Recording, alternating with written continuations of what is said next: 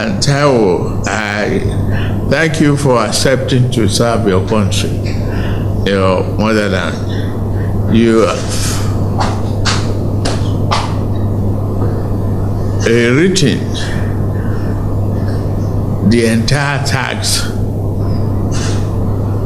policy of this country, that it was obsolete, archaic, and fundamentally against every progressive thinker. You are just a very dedicated and highly determined individual. It didn't take much for me to decide where you fit and where you need to be to further help the country. It is a very challenging job to look at the fiscal policy and responsibility that comes with it at the time that economic stability is being experienced, but without exponential growth. It is always very difficult, but you feed the bill.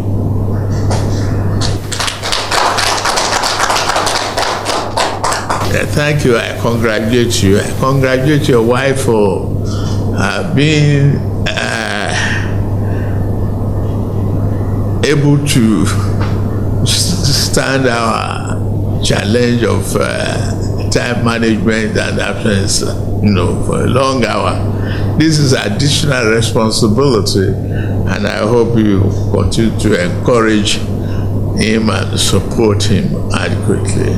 For this appointment, for considering one of the best in the now, not just in Ondo State, but in Nigeria, that has just been appointed as Minister of State for Finance. He's not new, really, to the tax ahead, because having led about 100 Nigerians to review the fiscal and tax regime of this nation, which has been enacted into law at this time. And for him to have been appointed for the execution of the same reform, I think Mr. President have done the right thing. So we want to thank him for considering this job, and not because he's from Ondo State, but because he merits the job and he deserved to be appointed. So, but we thank Mr. President because it's still his prerogative. He's not the only one in Nigeria that can do this job, but for considering us in Ondo State. Now we have 3 substantive ministers. Thanks to Mr. President. I think they say the reward for doing a good job is more work. And I think it's always a privilege to have the opportunity to serve your country, especially at the highest level. But it's even more fascinating at this critical juncture for our country. So I do not take the trust for granted. So I'm grateful to Mr. President, but also very grateful to the generality of the Nigerian people, particularly stakeholders that have been very supportive of the work we've done to date. But they say reforms are only as good as the paper on which they are written.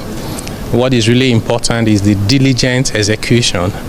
And this is part of it, to move from policy formulation to execution. So we're very excited and looking forward to the challenges ahead. I think if you give your best at every point in time, even when it's not good enough, you won't have any regrets. And so one thing that I can promise Mr. President and the Nigerian people is that I'll give my very best at every point in time.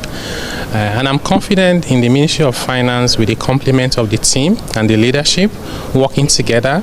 I don't think there's anything that will be beyond us to be able to surmount. There are challenges, no doubt, but so are the opportunities that are bound for our country. The priorities are the priorities of the government, the priorities for our country, because the Ministry of Finance will not operate in isolation. And those issues are mostly around revenue mobilization, so you can have enough revenue to meet the increasing demand of the public on the treasury, both at the federal level as well as sub-national. And then there's also the issue around spending efficiency and priority. Because for every 1 naira that we earn, how can we optimize the value we get from it to meet the needs of our people? And of course, issues around debt management and fiscal sustainability is also important.